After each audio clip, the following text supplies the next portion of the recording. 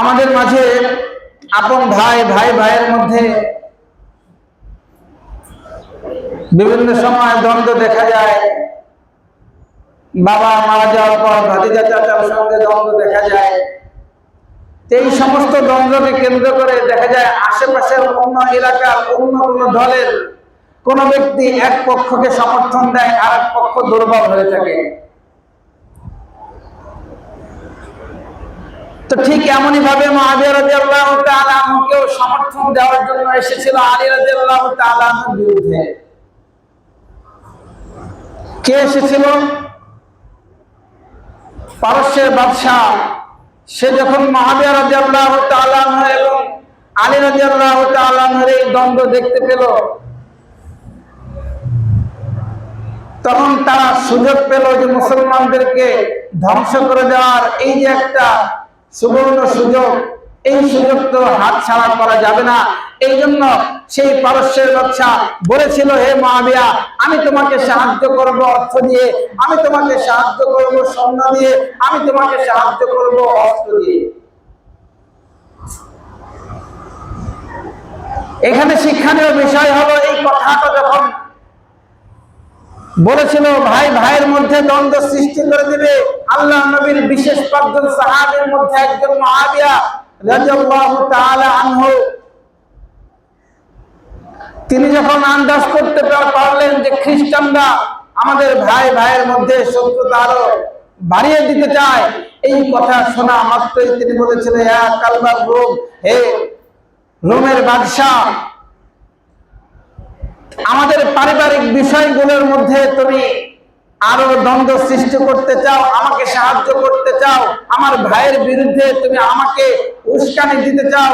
শুনে রাখো, আমি আল্লাহর নবীর সাহাবী মুআবিয়া রাদিয়াল্লাহু তাআলা আনহু বলতেছি, আমি যদি যুদ্ধ করি, তুমি যদি আমাকে সাহায্য করতে চাও, আমার ভাইয়ের বিরুদ্ধে যদি তুমি আমাকে সাহায্য করতে চাও, আমার ভাইয়ের বিরুদ্ধে তুমি যদি আমাকে লড়াই করতে বলো, তাহলে শুনে রাখো, তোমার বিরুদ্ধে সর্বপ্রথম আমি আল্লাহর নবীর সাহাবী মুআবিয়া রাদিয়াল্লাহু তাআলা আনহু সর্বপ্রথম অস্ত্র হাতে তুলে দিব। আমাদের শিক্ষাটা এখানে যে কখনো যদি ভাই ভাইয়ের মধ্যে কোন রকম কোন দ্বন্দ্ব সৃষ্টি হয় আর আশেপাশে কেউ যদি কোনো উস্কানি দিতে চায়, তাহলে মনে রাখতে হবে ওই উস্কানিদাতার বিরুদ্ধে সর্বপ্রথম আমাকে সতর্ক হতে হবে। যদি আমরা সতর্ক না হই, দূর থেকে কেউ উস্কানি দিয়ে ভাইয়ের বিরুদ্ধে লড়াই বাঁধিয়ে দিল, তাহলে প্রতিফলটা হবে ফিলিস্তিনের মতো, প্রতিফল হবে আফগানিস্তানের মতো, প্রতিফল হবে ইরানের মতো। 2001 সালে যখন এই দ্বন্দ্ব চলতেছিল পাকিস্তান আফগানিস্তানের, দূর থেকে তারা সমর্থন দিল, আমেরিকা পাকিস্তানকে সমর্থন দিল এবং তাদের স্থলপথ, তাদের জলপথ, তাদের আকাশপথ সব ব্যবহার করে আফগানিস্তানকে তারা হামলা করার জন্য 2001 সালে প্রস্তুতি নিল। পাকিস্তানও দেখলো যে আমাদের সাথে তাদের একটু কষাকষি আছে, এই জন্য তারাও সুযোগ দিল। বিনিময় কি হলো? আফগানিস্তানকে তারা 20 বছর পর্যন্ত তারা এই হামলা করলো, তারা তাদেরকে দুর্বল করে দিল। এভাবে ইরাককেও দুর্বল করেছে, ফিলিস্তিনের একই অবস্থা। এরকম ভাবে প্রত্যেকটা দেশ যদি মুআবিয়া রাদিয়াল্লাহু তাআলা আনহু সেই মুআবিয়া রাদিয়াল্লাহু তাআলা আনহুর আদর্শের অনুসরণ করত, তাহলে ফিলিস্তিনেরও এই অবস্থা হয় না, ইরাকেরও এই অবস্থা হয় না। মুআবিয়া রাদিয়াল্লাহু তাআলা আনহুর আদর্শ অনুসরণ করলে আফগানিস্তানের এই অবস্থা হয় না। এটা শুধু আন্তর্জাতিক বিষয় না, আমাদের সামাজিক ভাবে বিশেষ করে লক্ষণীয় বিষয় হলো, আমাদের মাঝে কোন রকম কোন দ্বন্দ্ব যদি তৈরি হয়, কেউ যদি আমার ভাইয়ের বিরুদ্ধে, আমার চাচার বিরুদ্ধে, আমার প্রতিবেশীর বিরুদ্ধে, আমার রক্তের সম্পর্কে আত্মীয়ের বিরুদ্ধে কেউ যদি আমাকে উস্কে দিতে চায়, আমার কর্তব্য হচ্ছে সর্বপ্রথম তার বিরুদ্ধে, ওই উস্কানিদাতার বিরুদ্ধে আমাকে সতর্ক হতে হবে। হযরত মুআবিয়া রাদিয়াল্লাহু তাআলা আনহু সেই আদর্শ অনুসরণ করতে হবে। তো এভাবে যদি আমরা চলি, তো দেখা যাবে আমাদের সবকিছু ঠিক থাকবে, আমাদের আত্মীয়তা ঠিক থাকবে, আমাদের সম্পর্ক ঠিক থাকবে, আমাদের সমাজ ঠিক থাকবে, আমাদের বড় ধরনের কোনো মুসিবত, বড় ধরনের কোনো বিপদ আসবে না। তো এই ঘটনা মুহররম এই মাসেই বেশি আলোচনা হয়। এই মুহররম মাসেই ওনার সিদ্ধান্তকে কেন্দ্র করে ইয়াজিদ সে হত্যা করেছিল আল্লাহর নবীর নাতি হুসাইন রাদিয়াল্লাহু তাআলা আনহুকে আর ওই হত্যাকে কেন্দ্র করে অনেক কুসংস্কার আপনারা ইয়ামুল আশুরাতে দেখেছেন।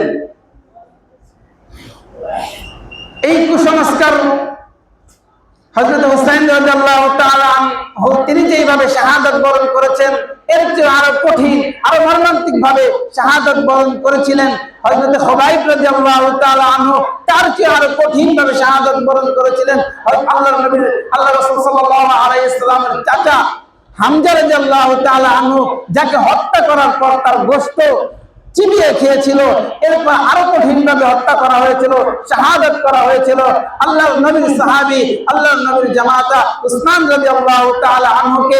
যে উসমান রাদিয়াল্লাহু তাআলা আনহু এলাকার মানুষের জন্য পানির ব্যবস্থা করেছিলেন, তাকে 22 দিন পর্যন্ত পানি ছাড়া রেখে দেওয়া হয়েছিল। এভাবে বড় কঠিন যন্ত্রণা দিয়ে এক একজন সাহাবীকে হত্যা করা হয়েছে। এই সব কিছু আমাদের জন্য দুঃখ এবং বেদনা, কিন্তু এর চেয়ে বড় বেদনা হলো এই শাহাদাত গুলোকে কেন্দ্র করে আল্লাহর নবীর সাহাবীদের শাহাদাতকে কেন্দ্র করে পরবর্তীতে কোনো কুসংস্কার ছড়িয়ে যাওয়া, এটা আরো বড় বিপজ্জনক। তারা দুঃখ প্রকাশ করে যে হুসাইন রাদিয়াল্লাহু তাআলা আনহু কারবালায় শহীদ হয়েছে, এই দুঃখ প্রকাশ করতে গিয়ে তারা কুসংস্কার, যেটা রাসূল থেকেও দেখা যায় না, এ ধরনের কোন কার্যক্রম সাহাবা ইকরামদের থেকেও দেখা যায় না, এই অবস্থায় তারা দুঃখ প্রকাশ করে আর বলে যে আমরা আল্লাহর নবীর নাতি হুসাইন রাদিয়াল্লাহু তাআলা আনহুর শাহাদাতকে কেন্দ্র করে শাহাদাত বরণ করেছিল, সেই দুঃখে আমরা বের হই, যে দুঃখে আমরা এই যে কোন দুঃখকে কেন্দ্র করে কোন বাদ্যযন্ত্র বাজানো, আল্লাহর নবী পরিষ্কার বলে দিয়েছেন যে দুটি আওয়াজ এটা অভিশপ্ত, আল্লাহ তাআলার কাছে অভিশপ্ত। একটা আওয়াজ হলো কারো বিপদ দুঃখে ঢোল তবলা বাজানো, যেটা ইয়ামুল আশুরা 10 মুহররম হয়ে থাকে। আরেকটা অভিশপ্ত আওয়াজ হলো কোন আনন্দকে কেন্দ্র করে বাদ্যযন্ত্র বাজানো, যেমন বিবাহ শাদী, এটা আনন্দ, এই আনন্দকে কেন্দ্র করে বাদ্যযন্ত্র বাজায়, গান বাদ্য বাজায়। এই যে সে গান বাদ্য বাজাচ্ছে, অভিশপ্ত আওয়াজ, এই অভিশপ্ত আওয়াজের মাধ্যমে দুটি সম্পর্ক যখন একত্রিত হয়, বৈবাহিক জীবনে দুইজন যখন আবদ্ধ হয়, তখন এই অভিশপ্ত আওয়াজের মাধ্যমে হচ্ছে। আর যেখানে দুটি সম্পর্কে একত্রিত হচ্ছে অভিশপ্ত আওয়াজের মাধ্যমে, সেখানে শান্তির আশা করা যায় কিভাবে? অভিশপ্ত আওয়াজ হচ্ছে আল্লাহ নবীর পরিষ্কার হাদিস, সহিহ হাদিস, সেখানে আপনি আপনার মেয়েকে আরেকজনের হাতে তুলে দিচ্ছেন আর শান্তির আশা করা, এটা সম্পূর্ণটাই বোকামি। তো বলতেছিলাম এটা হচ্ছে দুটি আওয়াজ অভিশপ্ত আল্লাহ তাআলার কাছ থেকে।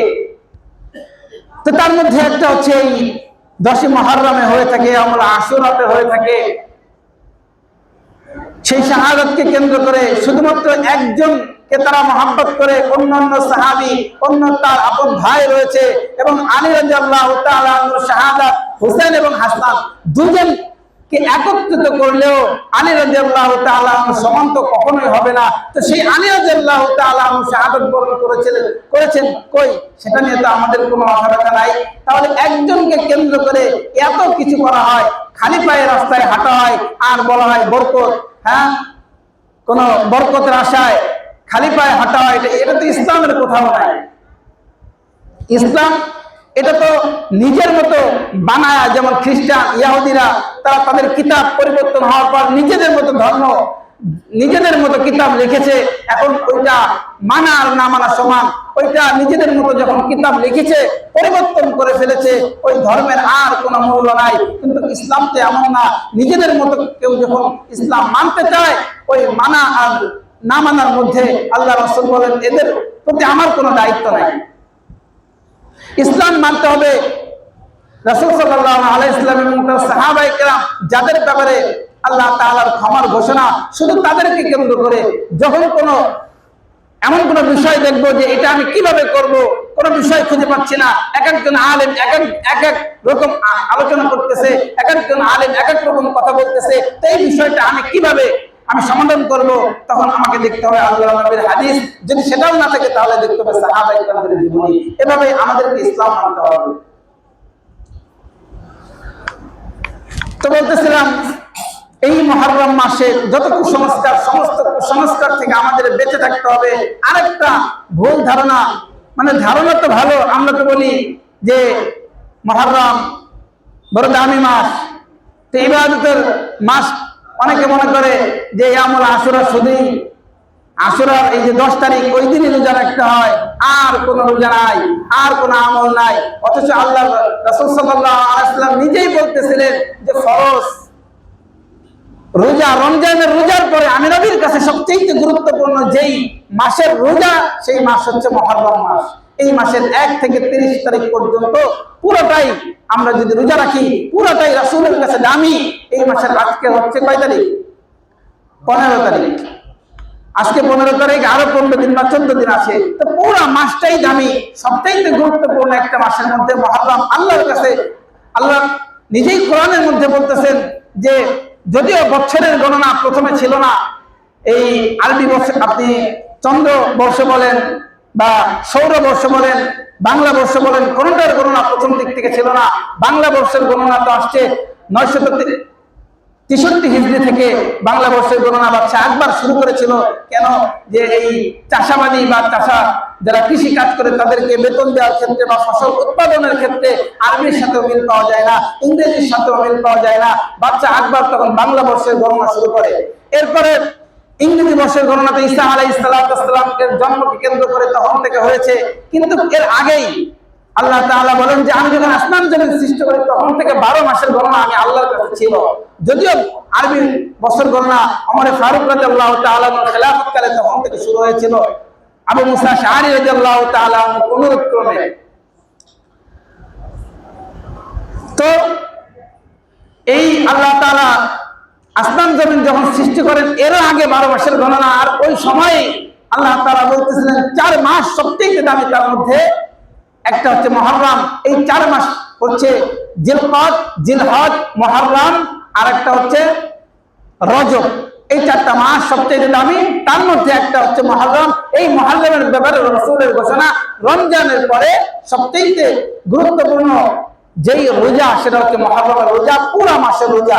10 মুহররম এটার গুরুত্ব আলাদা, আর এই প্রতি মুহররমের মানে প্রত্যেকটা দিনের গুরুত্ব আলাদা। আর ফরজ নামাজের পরে সবচেয়ে রাসূলের কাছে গুরুত্ব যেই নামাজ, ওই নামাজ হচ্ছে গভীর রাতে তাহাজ্জুদের নামাজ। তাহলে রাসূলের কাছে সবচেয়ে পছন্দনীয় যেই 2টা আমল, ওই 2টা আমল আমরা এই মাসেই করতে পারি। এই মুহররম হারাম, যে মাসে যুদ্ধ বিগ্রহ সমস্ত কিছু হারাম ছিল, নিষিদ্ধ ছিল ওই সময়ে। আবার আরবি মাসের গণনা শুরু হয়েছিল এই মাস থেকে। এমনিতেই তো জানুয়ারি যেমন বছরের প্রথম মাস, আরবিতে মুহররম এটাও প্রথম মাস। তো কি জন্য এটা প্রথমে নেওয়া হলো? বিস্তারিত বর্ণনা আছে যে যখন আবু মুসা আশআরী রাদিয়াল্লাহু তাআলা আনহু খলিফা ওমর ফারুক রাদিয়াল্লাহু তাআলা আনহুকে বললেন যে আপনি যে আমাদের কাছে দূর দূরান্তে চিঠি পাঠান, তিনি তো অর্থজাহানের বাদশা ছিলেন, তো এক এক জায়গায় তিনি চিঠি পাঠাতেন, তো কোন সময় কখন পাঠাবো তার একটা নির্দিষ্ট তারিখ থাকে না। এই জন্য আবু মুসা আশআরী রাদিয়াল্লাহু তাআলা আনহু অনুরোধ ক্রমে তিনি যখন এই আরবি চন্দ্রবর্ষের গণনা শুরু করার জন্য বললেন, তো তখন আমার ফারুক রাদিয়াল্লাহু তাআলা সমস্ত বড় বড় বিজ্ঞ যারা ছিলেন, আলেম যারা ছিলেন, তাদেরকে নিয়ে মশাওয়ারা করলেন, বসলেন যে কিভাবে আরবি বছরের সূচনা করা যায়, কিভাবে আরবি এই চন্দ্রবর্ষের গণনা শুরু করা যায়। কারণ এটা তো সবচেয়ে দামি এবং আমাদের প্রয়োজন। ইংরেজি এটা আমাদের দুনিয়ার জীবনে লাগে, এটা প্রয়োজন ঠিক আছে, কিন্তু আরবির প্রয়োজন তো তার চেয়েও বেশি। কারণ আমাদের ইবাদত গুলো তো সব আরবির সাথেই সম্পৃক্ত। আমরা 10 মুহররম রোজা রাখবো আরবি, আমরা জিলহজ মাসের 9 তারিখ আরাফার দিন রোজা রাখবো, সেখানেও আমাদের আরবি তারিখ জানা দরকার। ঈদ, সব ক্ষেত্রে আমাদের কি আরবি জানা দরকার। তো এটা তো দুনিয়া এবং আখিরাত উভয়ে জানাই দরকার। তো এই জন্য এই প্রস্তাব যখন দিলেন, দেওয়ার পর এক একজন এক এক রকম কথা বলতেছিলেন যে কিভাবে এটা কখন থেকে শুরু করা যায়। হিজরি সনের গণনা শুরু হবে। তো কিভাবে, কখন থেকে শুরু হবে? তো কেউ বলতেছে যে আল্লাহ রাসূল সাল্লাল্লাহু আলাইহি সাল্লামের জন্ম থেকে শুরু করা যাক। তো অনেক কথার পরে আমার ফারুক রাদিয়াল্লাহু তাআলা বললেন যে যদি এটা রাসূল সাল্লাল্লাহু আলাইহি সাল্লামের জন্ম থেকে শুরু করি, তাহলে ঈসা আলাইহিস সালামের জন্ম থেকে খ্রিস্টানরা তারাও এই চন্দ্রবর্ষের গণনা শুরু করেছে। আর আমরাও যদি রাসূলের জন্ম থেকে শুরু করি, তাহলে অনেক কুসংস্কার পরবর্তীতে দেখা দেবে। রাসূলের জন্মকে কেন্দ্র করে অনেক বিদআত, বর্তমানেও তো বিদআত প্রচলিত, তো অনেক বিদআত পরবর্তীতে মানুষ আবিষ্কার করবে। এরপর আরেকজন বললো যে রাসূলের ওফাত থেকে শুরু করা যাক। তো আমার ফারুক রাদিয়াল্লাহু তাআলা বললেন যদি রাসূলের ওফাত থেকে শুরু করা যায়, যদি শুরু করা হয়, তাহলে রাসূলের ওফাত, রাসূলের মৃত্যু, রাসূলের ইন্তেকাল, এটা আমাদের জন্য তো অনেক ব্যথা, অনেক বেদনা, অনেক কষ্টের। প্রতি বছর মানুষ এই কষ্ট সে সামনে আনবে। এই কষ্টে ব্যথায় মানুষ একটা ভিন্ন রকম একটা চিত্র দেখা দেবে। মানুষ বেদাতও করতে পারে, অন্যদিকে চলে যেতে পারে। তো এটার কি প্রয়োজন আছে রাসূলের ওফাত থেকে এই হিজরি বর্ষের গণনা শুরু করার? এটাও তিনি করলেন না। বিভিন্ন অনেক রকম আলোচনা করার পরে আমার ফারুক রাদিয়াল্লাহু তাআলা বললেন তাহলে হিজরত থেকে শুরু করা যাক। কারণ এই হিজরত অনেক বড় একটা শিক্ষা, কিয়ামত পর্যন্ত সমস্ত উম্মতকে দিবে। কি শিক্ষা দিবে? কারণ এই হিজরতের মাধ্যমে হক বাতিলের পার্থক্য হয়েছে। হিজরতের সময় আল্লাহ তাআলা হিজরতকে ফরজ করে দিয়েছিলেন। কারণ যারা কাফের, যারা মুশরিক, যারা আল্লাহ রাসূলকে মানে না, তারা সব মক্কায়। আর যারা আল্লাহ রাসূলকে মানে, ফরজ করে দিলেন যারা মানো, যারা ইসলাম মানো, তাদের জন্য হিজরত করা ফরজ। কেননা এখানে সত্য এবং মিথ্যার পার্থক্য হয়ে গেছে। একদিকে সারা পৃথিবীর মানুষ দেখবে যে যারা হিজরত করেছে এরা সবাই মুসলমান, আল্লাহ রাসূলকে মানে। আর যারা হিজরত করে নাই, যারা মক্কায় আছে, সব কাফের, মুশরিক, আল্লাহ রাসূলের দুশমন। এখন যেটা আছে এটা তোমার আলাদা, কারণ পরবর্তীতে আবার মক্কা বিজয় হয়েছে, তারপরে সেখানে আবার মুসলমান আর ইসলাম খেলাফত প্রতিষ্ঠা হয়েছে। ওই সময় কথা বলতেছি, হিজরত করার সময়।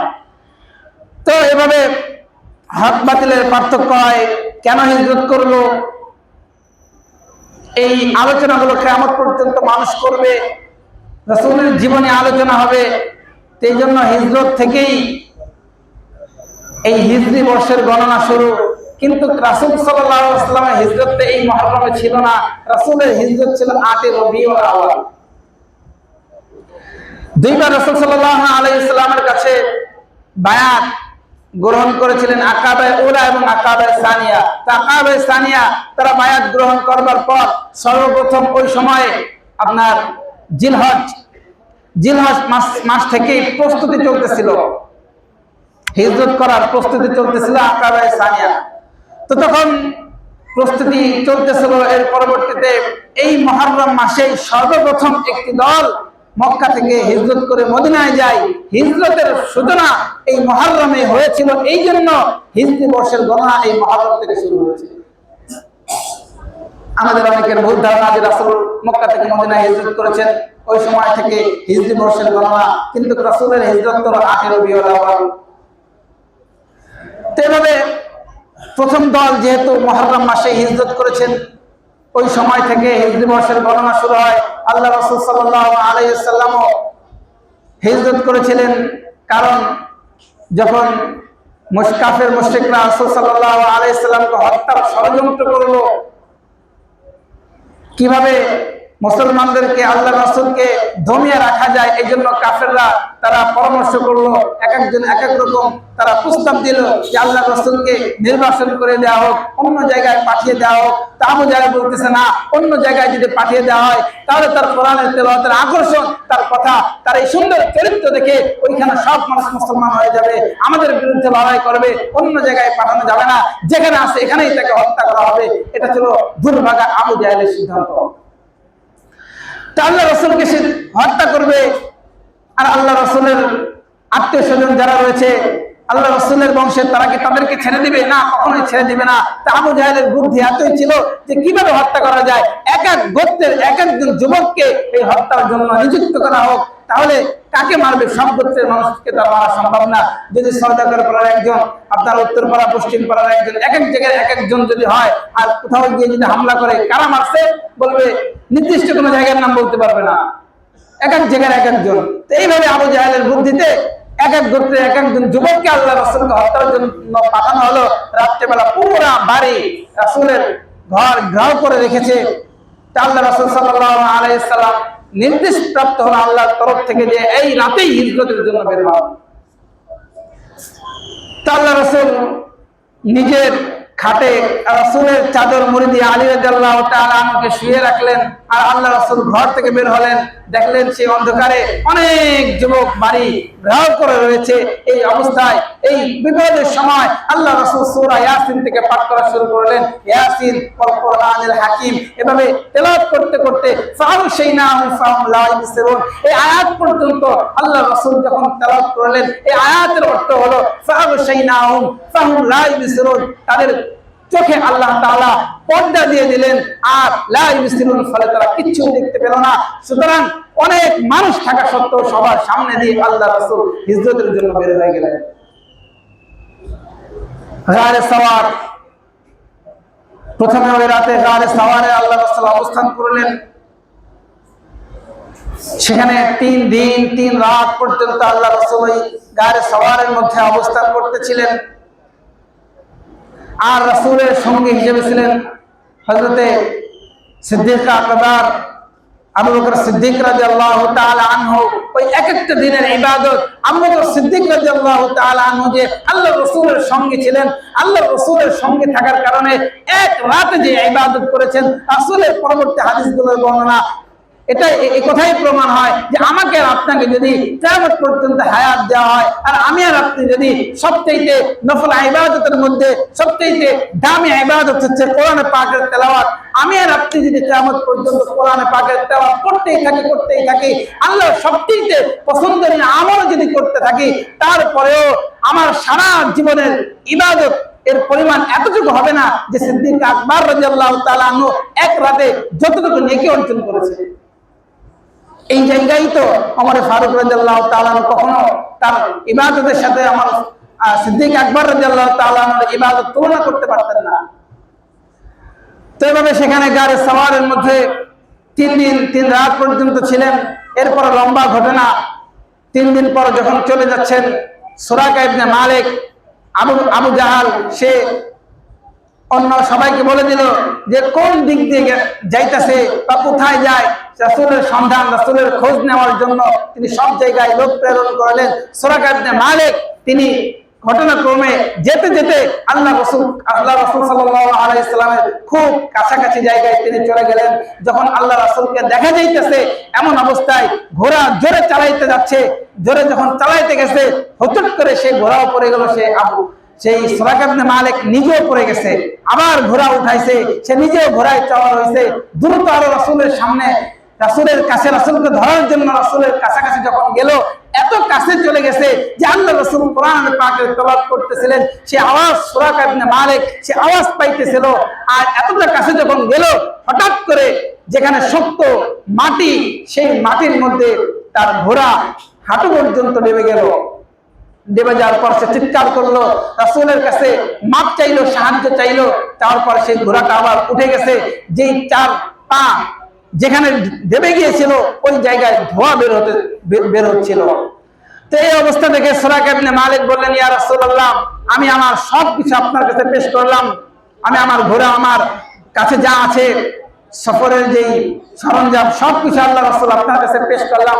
তো রাসূল বললেন, তুমি যেহেতু ইসলাম গ্রহণ করো নাই, তোমার কিছুই আমি গ্রহণ করব না, তবে এতটুকু হলেই চলবে যে আমাদের সন্ধান তুমি আবু জাহেলের কাছে বলবে না।